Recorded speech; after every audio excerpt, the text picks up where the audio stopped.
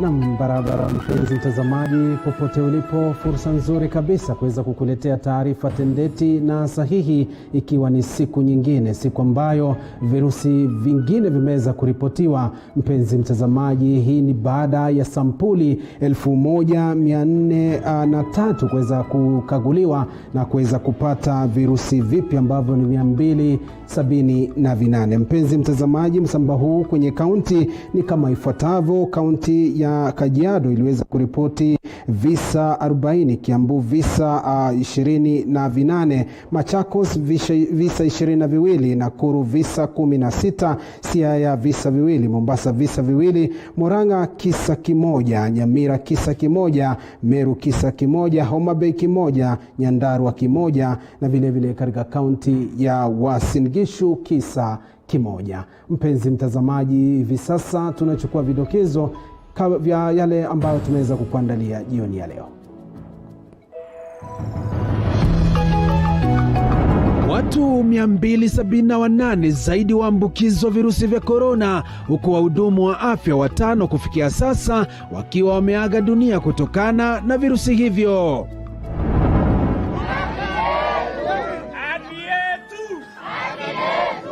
Wakazi wa eneo bunge la Aldai, kaunti ya Nandi, waandamana baada ya mwanaume mmoja kuuawa na mwili wake kukatakatwa.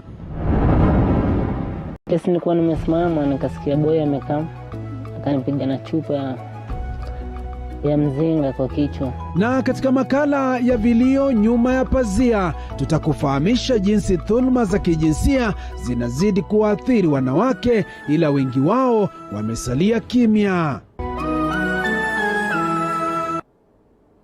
Na sasa mpenzi mtazamaji, karibu sana. Iwapo ndo mwanzo unajiunga nasi, ni taarifa za Upeo wa TV47 kuweza kukujuza ambayo imeweza kujiri kutoka kaunti mbalimbali. Mtafsiri kwenye lugha ya ishara anafahamika kama Faith Cheptile, wa kwetu wananiita Joash Onsare. Kundi la watu wanaoishi na ulemavu katika kaunti ya Trans Nzoia limeanzisha mchakato wa kuondoa wanachama wao katika barabara za mji wa Kitale kufuatia hatua ya Rais Uhuru Kenyatta ya kufungua mipaka na kuruhusu usafiri. Jamaa hao kwa sasa wanahofia msambao wa maradhi ya COVID-19. Mwanahabari wetu Boniface Barasa anatufungulia jamvi la Upeo wa TV47. Wakizungumza katika hafla ya kuwakabidhi bidhaa za kujiendeleza kiuchumi, mratibu wa kundi hilo Tom Juma amefichua kuwa mpango huo unalenga kuwaondoa wanachama wao mjini Kitale na kuanzishia biashara ili wajiepushe na msambao wa maradhi ya COVID-19. Tunajaribu kuwatoa walemavu barabarani, kwa sababu unapata watu wanatumia msemo kwamba tusiombeombe kama walemavu. So sisi we are against that. Kwa sababu gani? Sisi tunataka tuwatoe kule barabarani kwenye street, wakitembea kule tunawatoa kwa barabara, and we are giving them alternative. Tunawaambia kwamba tunakutoa hapa tunaenda kufungulia kiosk, tunakutoa hapa tunaenda kama unaweza kushona viatu tunakupeleka kule. Na imefanyika through good relationship with our chairman na county commissioner. Wakati huo huo, Mary Olo, katibu wa kundi hilo, amewahimiza wanachama wenza kuwa makini kwa kuzingatia sheria za Wizara ya Afya ili kujilinda dhidi ya maambukizi ya maradhi ya COVID-19, hasa wanapotembea. Ikumbukwe baadhi yao utambaa mikono yao ikigusa sakafu. Kufuatia vile Kenya imefunguliwa watu wafanye shughuli, tunajua people with disability are very much vulnerable na wako rahisi kupata magonjwa kwa urahisi kwa sababu kinga yao iko chini. Pia hii hali ya matembezi, lazima utaguza hapa, utaguza pale, utaguza pale. So inastahili sana, itabidi tujue jinsi ya keep these people safe. Kwenye mkao huo, waziri wa masuala ya jinsia na vijana kwenye kaunti ya Trans Nzoia Agri Chemonges ameahidi kuwa wizara yake itawapiga jeki ili kuboresha maisha yao. Shida tumekuwa nayo kaunti ni mambo ya resource envelope. Imekuwa kidogo, but I'm assuring you kwamba from what I've seen today, we will always continue to support them in whichever way we can. Hali kadhalika, mwakilishi wa kina mama kwenye kaunti ya Trans Nzoia Janet Nangabo amesisitiza haja kutotelekezwa kwa jamaa hao. Nitaongea na Songok na nitaongea na washikadau wa DOS, wale nyinyi mnajua wanaenda makanisani wakitembea umuumu ama wanatangatanga. Tuhakikishe kwamba tumefika mahali tuna empower watu wetu. Hiyo ndio lengo langu kama mama. Kundi hilo linajihusisha na biashara mbalimbali pamoja na kilimo. Boniface Barasa, TV47, Gatuzi la Trans Nzoia. Na mpenzi mtazamaji, tukizidi kusonga mbele ni kwamba katika hotuba yake kwa taifa, Rais Uhuru Kenyatta alisema kuwa dhulma za kijinsia nchini zimeongezeka maradufu wakati huu wa janga la korona, huku akisema kuwa iwapo familia imeathirika, basi taifa pia limeathirika. Lakini ni je, chanzo cha ongezeko hili ni lipi na ni vipi tatizo hili litatatuliwa? Mwanahabari wetu Zainab Mohamed alifuatilia kwa kina baadhi ya wahusika wa dhulma hizo na kutuandalia makala ambayo yatakuwa na kujia baadaye, lakini kwa sasa pata kionjo.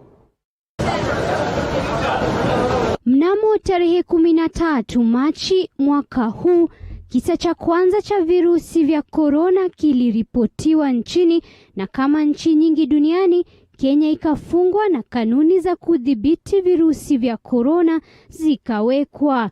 Miezi minne baadaye, Wakenya wameonekana kuathirika pakubwa na janga hili, ila dhulma moja imeonekana kujitokeza pakubwa: dhulma za kijinsia. Katika makala haya maalum nitakueleza jinsi hali ilivyo mbaya kwa wanawake nchini na madhila wanayoyapitia vilio nyuma ya pazia.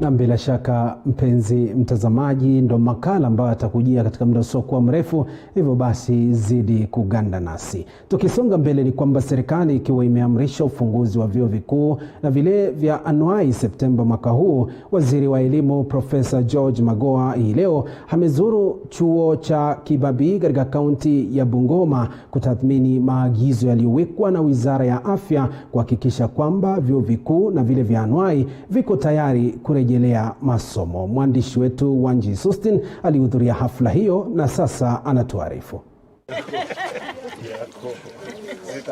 Siku chache zilizopita, Rais Uhuru Kenyatta katika hotuba yake ya kila baada ya siku 30 tangu janga la korona kuripotiwa nchini, baadhi ya sekta zilizofunguliwa ni sekta ya elimu kiwango cha juu chini ya masharti.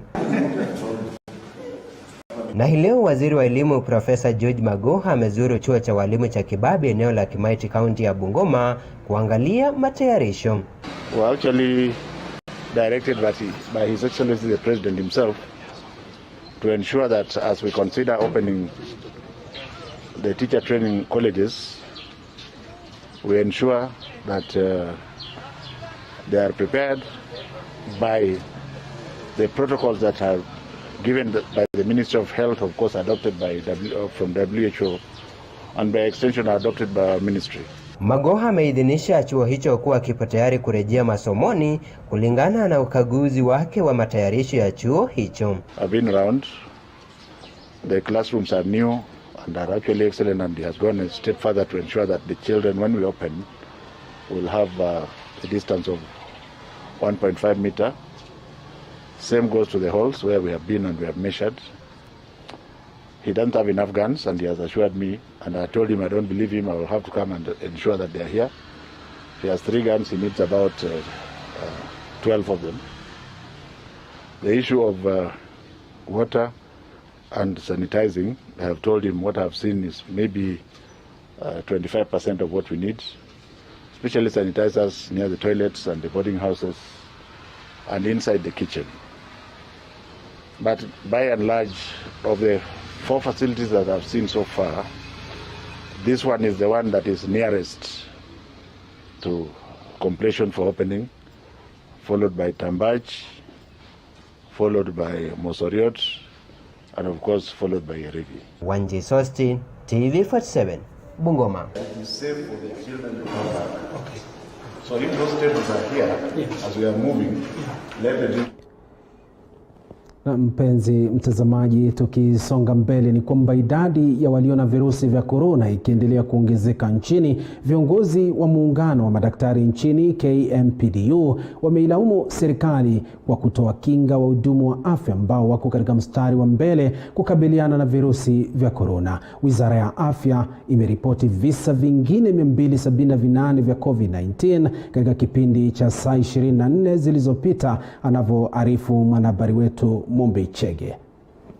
Kufuatia kifo cha daktari wa kwanza nchini, muungano wa madaktari nchini KMPDU wamelaumu serikali vikali kwa kufeli kuangalia maslahi yao wanapohudumia wagonjwa wa COVID-19. Akizungumza na wanahabari jijini la Nairobi, kaimu katibu mkuu wa muungano huo Mwachonda Chibanzi amesisitiza haja ya vifaa vya kujikinga wanapokabiliana na virusi vya korona. So we have just been soldiering on, hoping as we go by that we'll have a dedicated, and I like to reiterate that in our earlier briefings, we even wrote a proposal to the Senate ad hoc committee, and we went and presented on these same issues of a compensation package for all healthcare personnel, frontline workers. We put a proposal that we designate a specific facility, and we actually even went ahead and indicated Kenyatta University Teaching and Referral Hospital as a preferred facility, and even in the counties, but that has not been done. Wahudumu hao ambao waliapa kuyalinda maisha ya wagonjwa ameeleza kuwa uhai wao ni wa muhimu zaidi. Don't wish to have more deaths, but it may happen if we don't take action. So we are urging the government to put more measures insofar as infection control measures are concerned. We are urging the government to put more measures insofar as providing us with the PPEs concerned.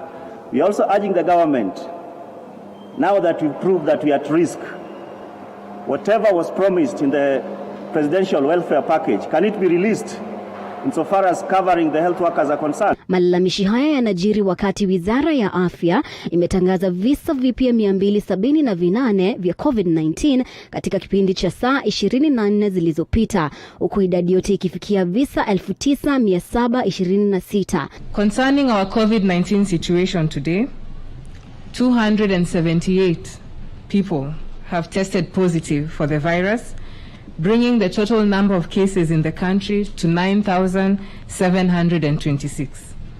And this has been from a sample size of 1,403 that has been run over the last 24 hours, raising the total number of samples conducted so far in the country to 207,987. Daktari Doreen Adisa Lugaliki aliaga jana kutokana na virusi vya korona baada ya kulazwa katika hospitali ya Aga Khan siku ya Jumatatu. Mumbi Chege, TV47.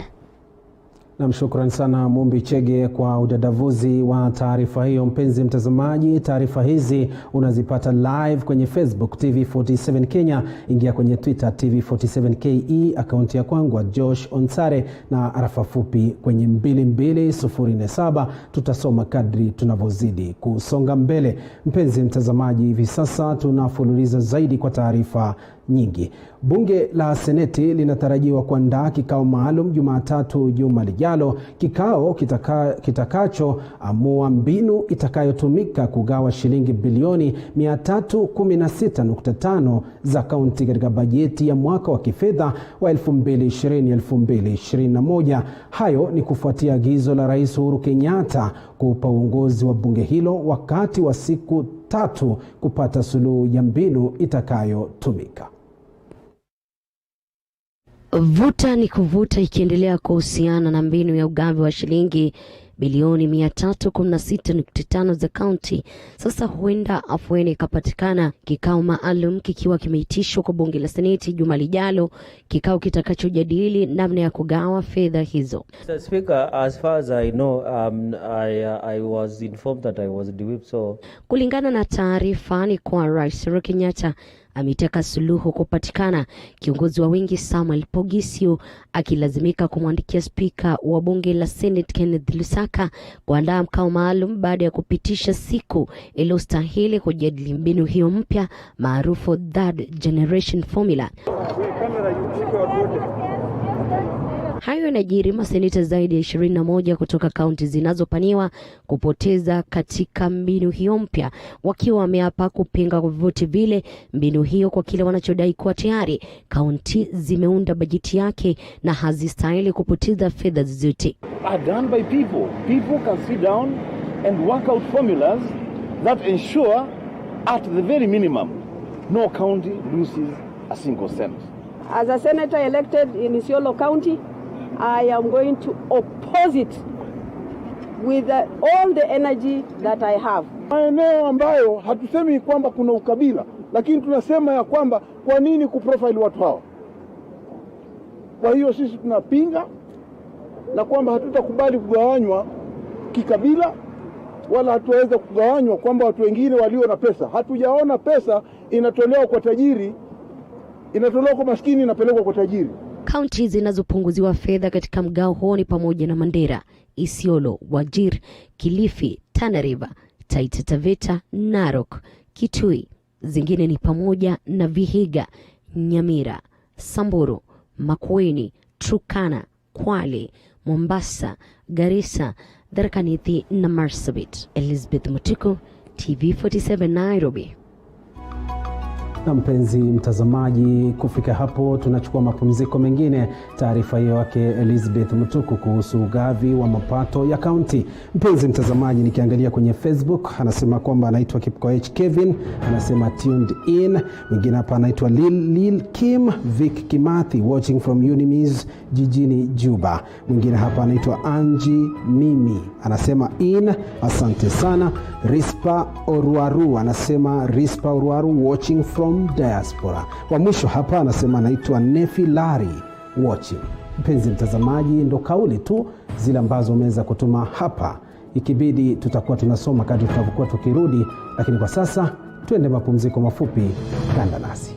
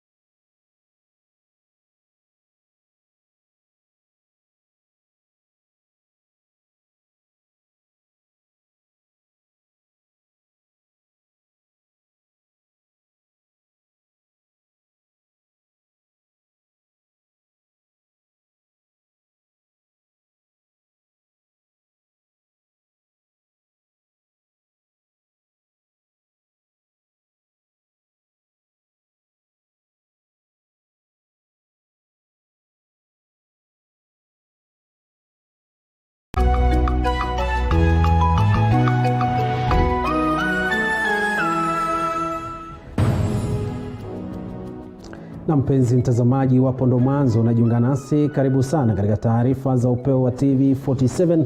Tuzidi kukujuza ambayo imeweza kujiri siku ya leo.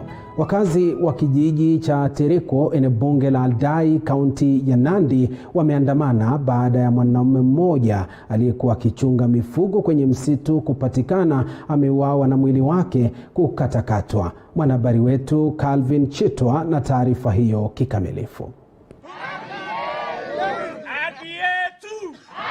Mwanamume huyo Zakayo Kipkinyor mwenye umri wa miaka 25 alivamiwa na kuuawa na watu hao ambao walitoweka na mifugo yote aliyokuwa akichunga katika msitu ulioko mpakani mwa kaunti za Nandi na Kisumu. Wakazi wanasema hiki sio kisa cha kwanza mtu kuvamiwa na mifugo kuibwa katika eneo hilo ambalo sasa wanasema wanaishi kwa hofu. Tunamtambua huyu kijana vizuri na ya kwamba huyu kijana alikuwa ameenda kuchukua ng'ombe yake. Ameuawa akiwa na ng'ombe yake. Tunapolia tunajua sehemu za mwili wa ndugu wetu ambaye aliuawa haiko. Tunataka serikali itusaidie. Mimi nalia kwa mtoto yangu. Mtoto yangu kaenda huko foresti, kaenda kuleta ng'ombe. Ako kucha. Paka majirani watu ya area hii ikaenda paka huko ikapata yeye na kofa. Waliwalaumu machifu na wazee wa mtaa kwa kudinda kuwakamata washukiwa ambao wanafahamika katika eneo hilo. Hatukushughulikiwa hata na maassistant chief wa Maraba huku chini.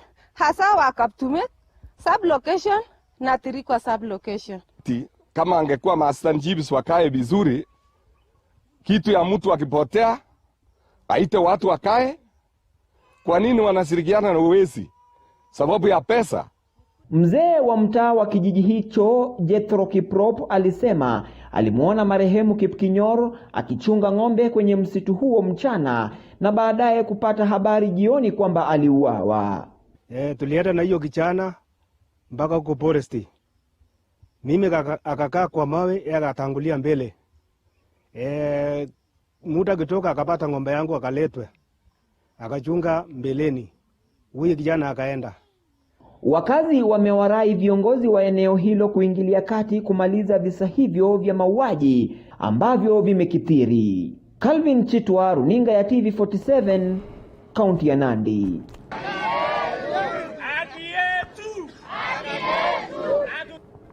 Na mpenzi mtazamaji, taarifa hiyo ya Calvin Chitwa, natumai haki itapatikana. Mpenzi mtazamaji, tunazidi kufululiza na taarifa zaidi, na ni kuwa bila ya makao rasmi iliwalazimu kuishi pamoja na wafu zaidi ya miaka 50, sasa wakiomba serikali kuwatafutia mahala mbadala, kwani maisha yao ni yenye hofu, ikikumbukwa kuwa majirani wao wa karibu ni makaburi ya wafu. Mwanahabari wetu Moige William kutoka katika kaunti ya Embu anatuarifu.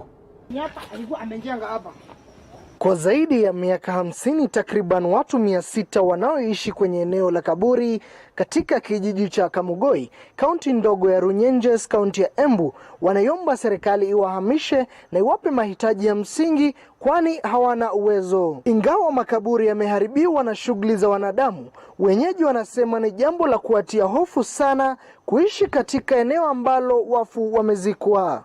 Tukiamka kama asubuhi tunaona makaburi hapo.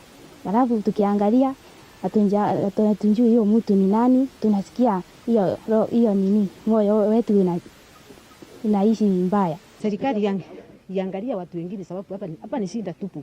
Kama Uhuru akiangalia hii nini, atufikirie, ajue vile tutafanya. Kuna hii mashamba ya Mwea. Godfrey Ndhiga, mzee wa kijiji, alithibitisha kuwa miundo mingi ya nyumba imejengwa kwenye kaburi, na sasa anaiomba serikali itafute suluhisho la kudumu kwa watu hao. Mahali tumesimama sasa ni kwenye kaburi. Na kila mboma unaona hapa iko sinira kaburi, nyumba iko sini ya kaburi, na ni kaburi mingi kwa hapa. Hii watu wangu nataka wasaidiwe, kwa maana wako na sinda. Hata nyumba ni sham makoton, ile nyingine haina, so ni sham gunia. Ningependa nisaidiwe ni juu niko na watoto, nisaidiwe tu nijengewe nyumba nzuri, alafu sisi tupatiwe shamba huku wasiwe na uhuru wa kufanya maendelezo yeyote, hata ile ya ujenzi. Kulingana na Njeru Kawe, mwanaharakati, anasema ni aibu kubwa kwa wazazi wa eneo hilo kukosa pa kujisitiri, kwani wanaishi na wanao katika jumba moja ambalo ni ndogo mno. Anya anaishi nyumba moja na mama yake na papa yake na rumu ni ile moja. Sasa hata wakati zamani tulikuwa tunasema papa na mama wakitaka kujenga taifa, watoto wako pale, watajenga namna gani? Hiyo ni shame kwa serikali, na tukiwa hapa kwetu Embu pahali tunasemekana tuko na utajiri mwingi. Akiongea wakati akiwasilisha msaada wa vyakula kwa familia hizo, Margaret Lona Karioki aliwakashifu viongozi waliochaguliwa kutoka eneo hilo kwa kupuuza shida ya kijiji cha Kamugoi ambao wanaishi pamoja na wafu. Hii kijiji yote na iko na mamia ya watu. Hakuna hata mtu mmoja alikula pesa ya corona. Kwani hii corona inakuliwa na nani? Mpaka hata tunashangaa. Hapa tumejaribu kwenda kwa mboma, kila mboma tukiuliza kama kuna hata mmoja wao aliweza kufaidika na ile 1000 ile president anapeana. Hakuna. Nikiripotia TV47 kutoka gatuzi la Embu, naitwa Moige William. Na mpenzi mtazamaji, tunazidi kusonga mbele, na ni kwamba huku taifa la Kenya likiadhimisha siku ya kukabili ufisadi barani Afrika, idara mbalimbali nchini zimesema kuwa vita dhidi ya ufisadi vinalenga wafisadi wote, bali si tu washukiwa wanaoonekana kuwa na msimamo fulani wa kisiasa. Haya yanajiri huku baadhi ya wanasiasa wanaodaiwa kuwa wafisadi wakisema wanalengwa na kesi za aina hii kwa kuwa na msimamo tofauti na wengine. Baadhi yao akiwa mbunge wa Sirisia John Waluke, ambaye tayari amekata rufaa baada ya kuhukumiwa kifungo cha miaka 67 au faini ya shilingi bilioni 1 kwa hatia ya ufisadi. Mwandishi wetu David Muthoka anatuarifu. Tume ya maadili na kukabili ufisadi nchini EACC imepuuzilia mbali madai kuwa hatua za kupeleleza na kuwahukumu baadhi ya washukiwa wa ufisadi zina matone ya kisiasa. Akizungumza wakati wa kuadhimisha siku ya kukabili ufisadi barani Afrika, kamishna wa EACC Mwaniki Gashoka amesema kwamba mchakato uliopo wa kumfungulia Mkenya yeyote mashtaka ya ufisadi unalingana na ushahidi, wala sio msimamo wa kisiasa. There is nothing like when the cases come here, there is profiling. There is a system, a very nice system of processing cases, and the cases are processed on the basis of evidence and nothing like personalities or names. Those ones don't matter. Haya yanajiri huku mbunge wa Sirisia John Waluke akidai kuwa kifungo chake kilichangiwa na tofauti zake za kisiasa na viongozi fulani, wala si ushahidi ulioletwa mahakamani dhidi yake. Waluke alihukumiwa kuhudumu kifungo cha miaka 67 au faini ya shilingi bilioni 1 kwa kosa la kulaghai serikali pesa. Mbunge huyo na mshtakiwa mwenzake Grace Wahungu walipatikana na hatia ya kupokea takriban shilingi milioni 300 kutoka bodi ya kitaifa ya nafaka na mazao NCPB. Aidha, katika mjadala wa leo wa kuadhimisha vita dhidi ya ufisadi, mawakili wamenyooshewa kidole cha lawama kwa kukwamisha kesi za ufisadi kotini. When you go to court and you supply all the materials commissioner said, and you do this by way of an electronic form, and the lawyers insist we want copies of documents, hard copies, and you have a case that has documents running close to 1 million documents, because we have one of such cases. It took us, for instance, about 3 months trying to run copies, just running copies. Yet these gentlemen can sit in the comfort of their offices with a flash disk or a CD-ROM and go through that evidence. Wakiongozwa na mwenyekiti wa chama cha wanasheria nchini LSK Nelson Havi, mawakili hao hata hivyo wamejitetea. That cannot be true, because the Ethics and Anti-Corruption Commission has spent a lot of time investigating this matter. The Office of the Director of Public Prosecution has also spent a lot of time appraising itself on the evidence and the law on this matter. Why don't they also want the defense to look at the matter with the same degree of concentration as they have done. Naibu katibu wa mahakama nchini Paul Ndemo aidha akisema kutokana na teknolojia mahakama zinalenga kurahisisha mashtaka ya washukiwa wa ufisadi. We have the electronic system that the Chief Justice launched just a week ago, and we see that as going to be a game changer in terms of ensuring that the filing of documents, like the prosecutor has said, should become faster, easier, more accessible to the parties, and therefore avoiding delays. Isitoshe, Wakenya wameombwa kuwa katika mstari wa mbele kupambana na ufisadi, kwani sio wanasiasa tu wanaohusika katika vitendo vya ulaghai na wizi. Ni jukumu la kila mwananchi kupigana na ufisadi pale ambapo wanafanya kazi nyumbani, shambani, ili kwamba isiwe kama ni ufisadi katika nyanja za serikali ama ofisi za serikali tu, bali katika mambo yote tunayofanya. Jambo la pili ni kupiga ripoti katika ofisi za EACC ama kwa vyombo vya habari. Tunapea viongozi wetu majukumu ambayo viongozi ambao wanawajibika majukumu ya kutuongoza sisi kama wananchi. Sisi pamoja tukishikana mikono, tukitembea pamoja na kutoa sauti, tuseme kwamba hatuupendi na tunaupinga ufisadi, basi nchi yetu itaendelea mbele. David Muthoka, TV47, Nairobi. Na mpenzi mtazamaji, tunazidi kusonga mbele, na ni kwamba makanisa yakiendelea kujiandaa kufungua na kurejelea huduma kwa waumini wao siku ya Jumanne wiki ijayo. Wahubiri waliofikisha umri wa miaka 58 wanaiomba serikali kulegeza masharti na kuwaruhusu kuhudhuria ibada na kuwa wao ndio waanzilishi wa makanisa hayo. Mwandishi wetu Weru Mwangi ametuandalia taarifa hii.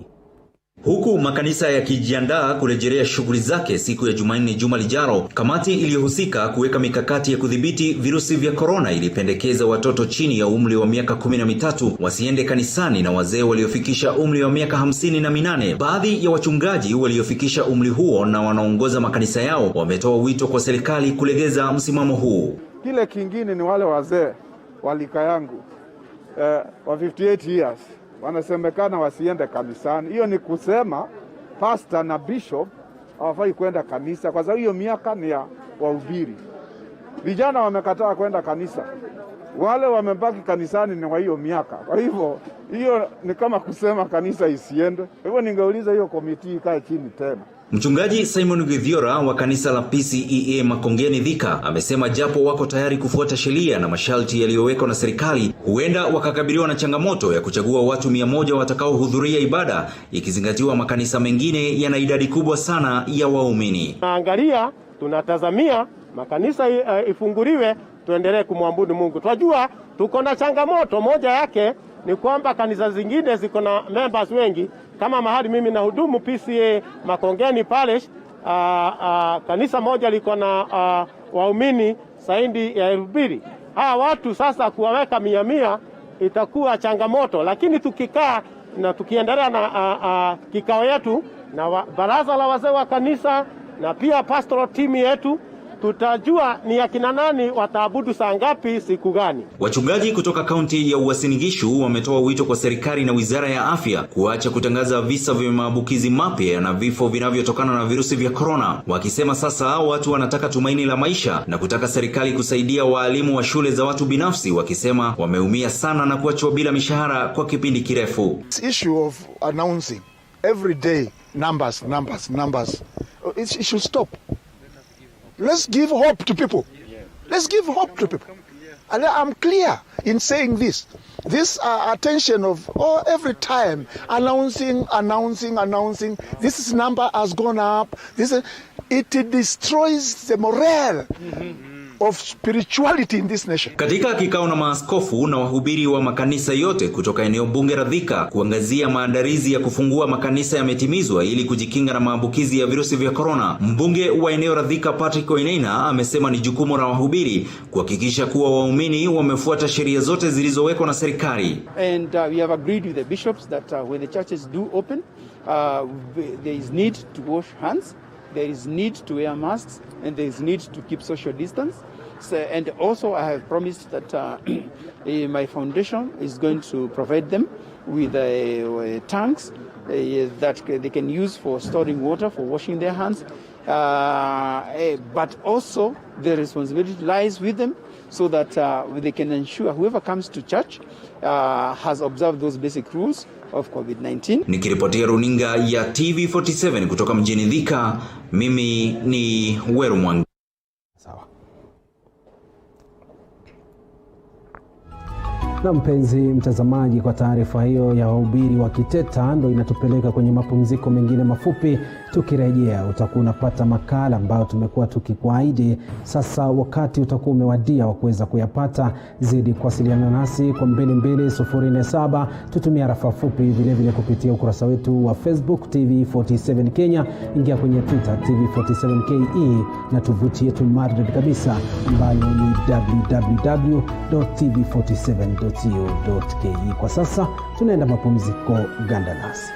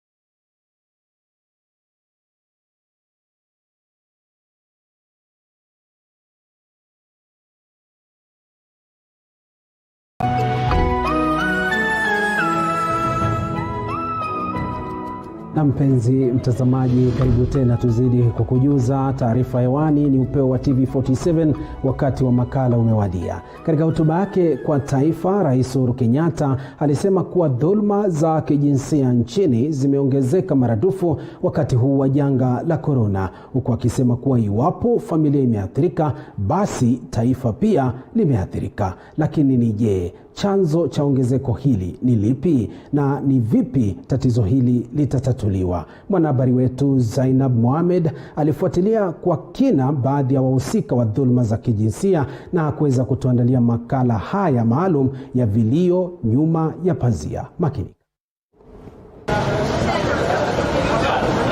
Mnamo tarehe 13 Machi mwaka huu, kisa cha kwanza cha virusi vya korona kiliripotiwa nchini, na kama nchi nyingi duniani, Kenya ikafungwa na kanuni za kudhibiti virusi vya korona zikawekwa. Miezi minne baadaye, Wakenya wameonekana kuathirika pakubwa na janga hili, ila dhulma moja imeonekana kujitokeza pakubwa: dhulma za kijinsia. Katika makala haya maalum nitakueleza jinsi hali ilivyo mbaya kwa wanawake nchini na madhila wanayoyapitia, vilio nyuma ya pazia.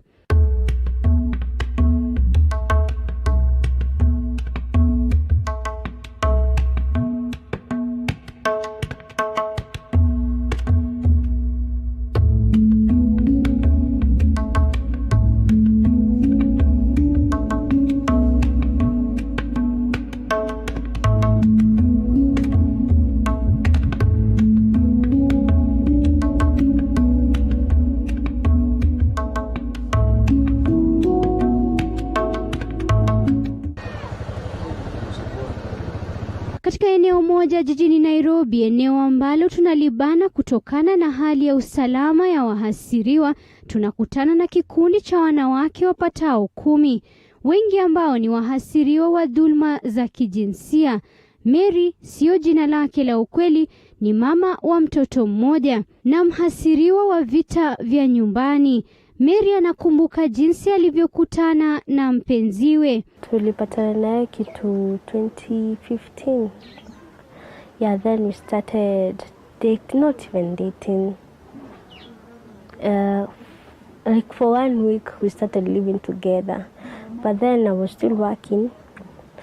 Though bado nalipa kwangu na nalipa kwake. Then 3 months into the relationship ndo tuli move in.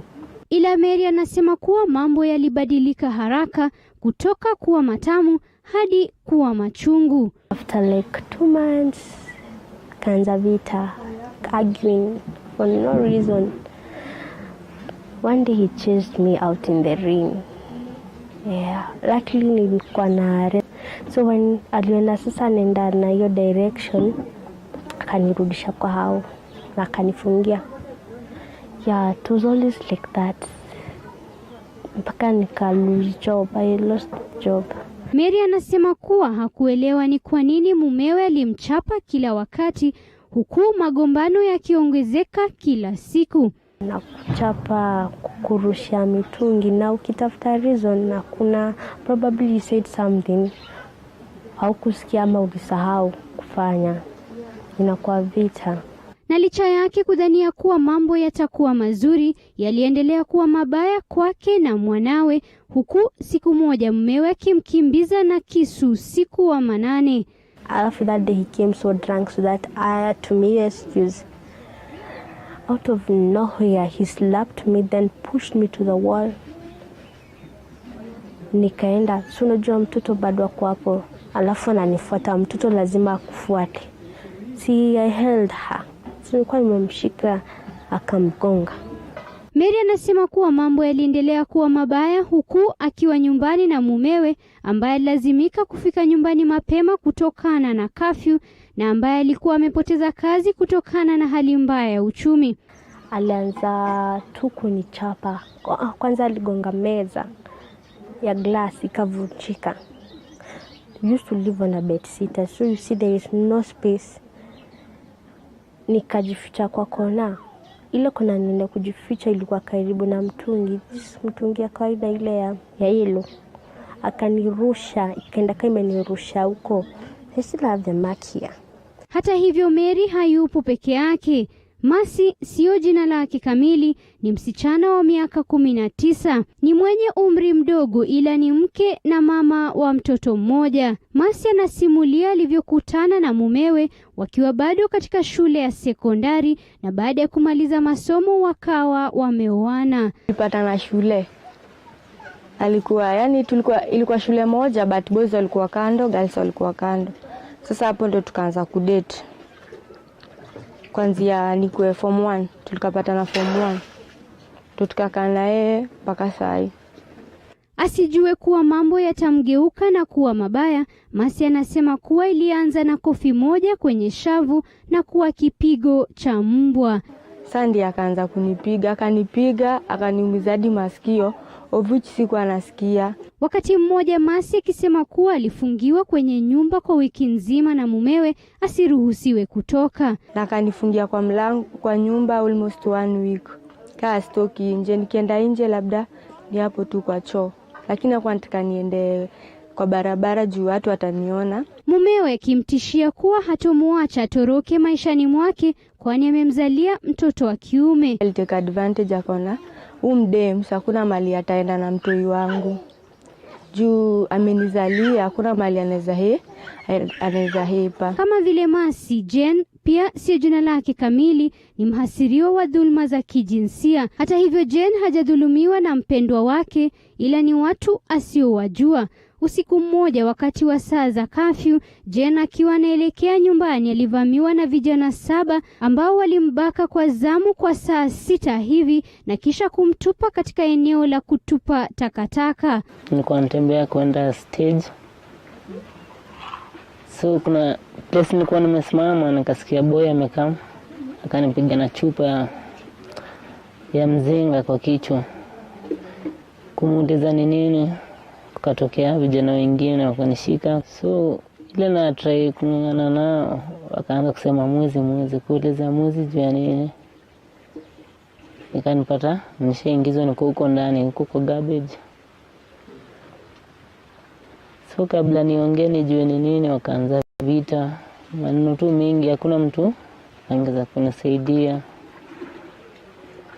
Kutaka kujua kwa nini wananipiga, akakuwa toa nguo. Sasa nitoa nguo, hapo akanigeuzia.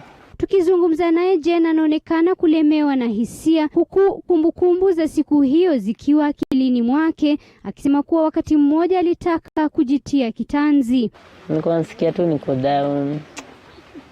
Sikuwa poa, hasira tu, sisikii kuongea na mtu, nasikia hata nikana za jiua, ni venye siamini kitu ile happen. Ila kama wahasiriwa wengi wa dhulma za kijinsia, Jen hana budi ila kukubali yaliyomfika na kuendelea na maisha, kuu makovu ya waliomdhulumu yakimkodolea macho na kusalia maishani mwake milele. Wasigive up, wang'ang'ane. Kama mimi nafurahi, mimi si victim, najua mimi ni victor saizi. Wajipe, wako tu na hati, kila kitu itakuwa poa. Brenda vile ni mhasiriwa, dhulma yake ikitoka kwa watu wa jamii yake, familia yake ikimdhulumu na kumtupa nje saa 7 usiku, asijue ni wapi pa kuelekea, haswa wakati uhalisia wa kafyu na uwepo wa polisi ukimkodolea macho. I come from a dysfunctional family. My dad is always in and out of our lives. So growing up and getting into high school, and I had a lot of fights with my mom and dad. Since there was sexual harassment in my life at some point, for a whole year, by a relative, by an uncle. Wahasiriwa hawa sasa wakipata makao ya muda kupitia watetezi watatu wa haki za wanawake, ambao kupitia jitihada zao wameanzisha makazi ya kuwahifadhi wahasiriwa wa dhulma za kijinsia. Jitihada hizo zilianza kupitia mtandao wa kijamii wa Facebook katika hashtag usikimye. Sasa umekuwa mradi mkubwa unaowahifadhi wahasiriwa wengi. Kutana na Njeri wa Mwege, mwanzilishi wa Usikimye. Njeri pamoja na rafiki zake watatu wanaokoa wahasiriwa wa dhulma za kijinsia. Njeri pia ni mhasiriwa wa dhulma za kijinsia. Kulingana naye, unyanyapaa unaohusishwa na dhulma za kijinsia ulimpelekea kuvumilia madhila mengi katika ndoa yake. He hit me so hard I fell. And then he hit me again on my ears. And my ears started ringing and he still hit me. And now I'm the kind of person, because I don't like shame. For some reason, I don't know why women carry the stigma of shame. I never used to scream. So nobody ever used to know I'm beaten, because I did not want the neighbors, when I'm driving out, to ever know that this woman was being beaten. So I never screamed. You hit me, I'm like, You know, I swallow the scream because I don't want to be embarrassed. Aidha nasema kuwa jambo lililoanza kama ugomvi mdogo ulipelekea majeraha ya maisha, na hapo ndipo alipoamua kuondoka. I think that was the last straw. And I started planning to leave. And one day I left. I just walked. I think after 2 days, I was like, you know, I can't tell it is a revelation, but I just came to and I said to myself, Anjeri, I think it is time for you to leave. You know, you had a family. I was estranged from my family, right? I was estranged from them. I was estranged from my friends, practically everybody. So the way I walked. I just took my car and I drove away and I never came back. Waanzilishi hao wa Usikimye wananieleza jinsi kazi hii ilivyo na changamoto chungu nzima, huku wakipata tishio mara kwa mara. Get threats from these people. We will come for you. You know, you get that word they call you when you're an uncircumcised woman, and they're threatening we will come for you and circumcise you. I'm like, try it. Makao hayo ambayo yana majumba takriban 4 ina programu maalum ili kuwawezesha wahasiriwa kujinasua kutoka kwa dhulma hizo na hata kurejea nyumbani. Reach forward and up and you gently arch back. So what we do is if you come in today, we give you 2 days to rest, and then a therapist comes and sees you And then now we start thinking, we ask you, what do you think you can do? And then we work towards making sure that you're able to perfect that, so that by the time you're living here, we are not sending you out to the wild. But rather what we're doing is we're making sure that we've equipped you with a bit of skills, expertise, and even resources. Because I can give you the skills to make peanut butter, but I haven't given you even a cup of peanuts. So what we do, especially that is what we do most with Njeri is if you're living, we make sure first your living situation for that month is sorted, and then your business or job is sorted. Mostly we also link them up with people who are able to employ them, and then now we let you go. Kulingana na kikundi cha Usikimye, idadi ya visa wanavyopokea wakati huu wa janga la corona imeongezeka maradufu, huku semi hizo zikiwa sawia na idadi ya visa katika nambari ya dharura ya usaidizi ya 1195. Kulingana na takwimu za nambari hiyo, nchi imeshuhudia ongezeko la visa hivyo kutoka visa 86 mwezi Februari kufikia visa 115 mwezi Machi. Mwezi wa Aprili idadi hiyo ikiongezeka kufikia visa 461 na mwezi wa Mei kirekodi visa 753. Idadi hiyo ikiongezeka zaidi mwezi Juni, ambapo kufikia Juni 25 idadi ya visa vilivyoripotiwa ikifikia 848. Afisa kutoka shirika la utetezi wa wanawake Equality Now, Florence Machio, anasema kuwa ipo shida inayohitaji utatuzi wa haraka. Well, it's true that the GBV cases have gone high based on the reports that we get, either at the national number, the 1195 toll-free number, and also even with the partners on the ground that we support in terms of the cases they are receiving. There are very many factors that can contribute to this rising in numbers. We've been under lockdown since March. We've also been in curfew since March. And most of the people have also lost their livelihoods in terms of, they're no longer going to work. So there's a lot of stress. You find also that some children were safer in school than at home. Kulingana na Florence, kuna haja ya serikali kuweka makao ya wahasiriwa katika kaunti zote, huku akisema kuwa makao ya kibinafsi kama vile ya kikundi cha Usikimye yana hatari ya kufungwa kutokana na matatizo ya usalama na ukosefu wa kifedha. So it is important that then we have shelters for survivors, and shelters that are run by government.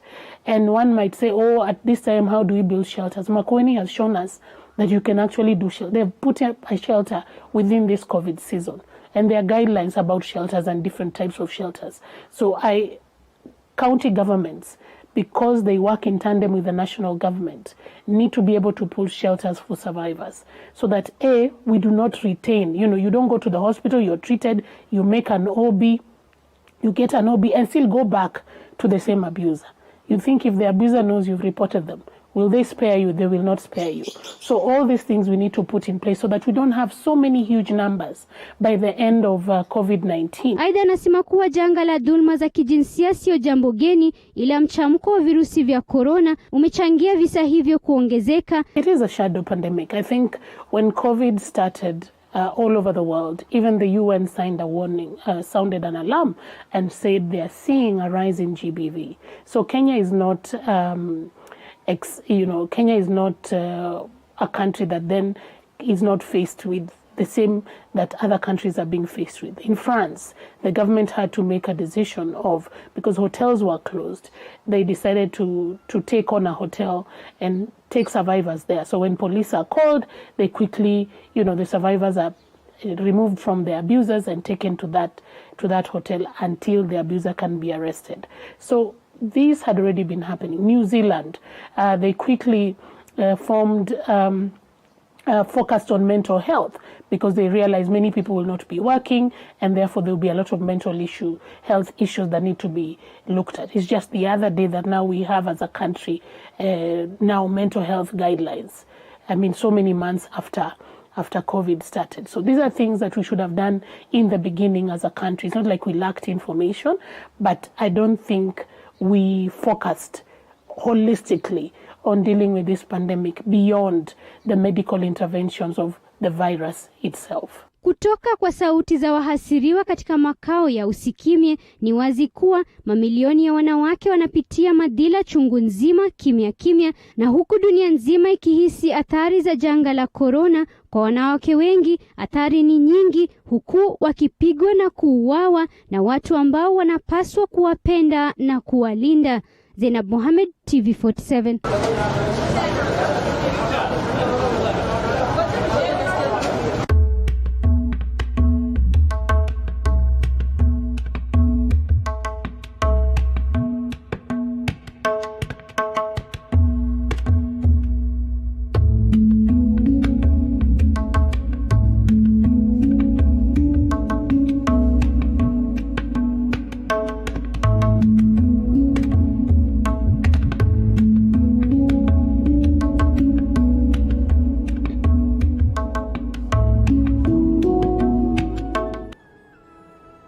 Na bila shaka mpenzi mtazamaji, ndo makala aina yake kukupa simulizi ambazo zinahusiana na dhulma za kijinsia. Nikiangalia hapa kwenye Facebook, anasema kwamba people should not run into relationships, you have to learn your partner first, some people are devil incarnate. Ni maoni ya mtazamaji wetu. Nikiangalia kwenye 22047 hivi hapa anasema mimi Olenchoe Lentoyan, sasa Raila atarudi lini baba? Nashangaa anauliza baba atarudi lini, masuala ya kisiasa hayo. Mwingine hapa anasema TV47 ni tosha, wako Bernard Waliaula Wekoyela, Gashie Vision kwa Kamau inatazama. Asante sana mpenzi mtazamaji, muda umeturuhusu kukupa hayo siku ya leo. Shukran kwa kuwa mtazamaji mwema siku zote, na vile vile shukran kwa kikosi chote ambacho kimeweza kufanikisha taarifa hizi. Mtafsiri kwenye lugha ya ishara amekuwa Faith